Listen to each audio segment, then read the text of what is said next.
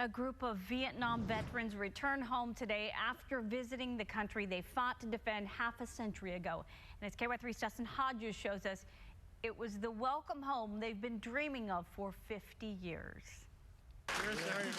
When Bill Webb came home from Vietnam 48 years ago, there were fire hoses spraying water, but not to honor the soldiers returning home. We were jokingly said they had the fire hose for us out here. They had it the first time, but it was to keep people away from us. But there were no welcome home signs, no cheering crowds.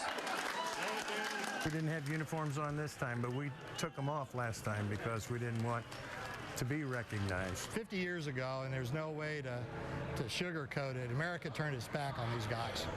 And when we came home, it was unbelievably cold as far as the reception.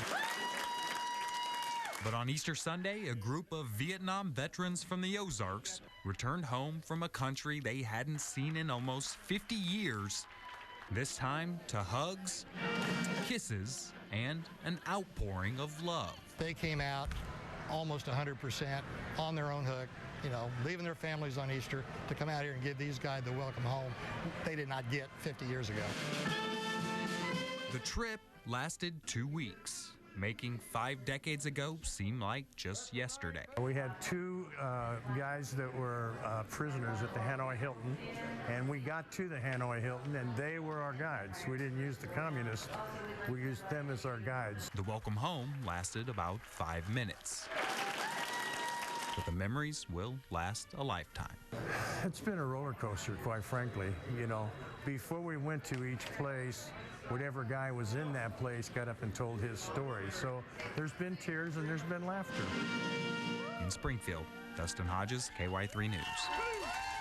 And welcome home. The trip was sponsored by College of the Ozarks, and the veterans were paired up with C of O students for that visit. The students blogged the trip, and we have a link to that blog with this story online at ky3.com.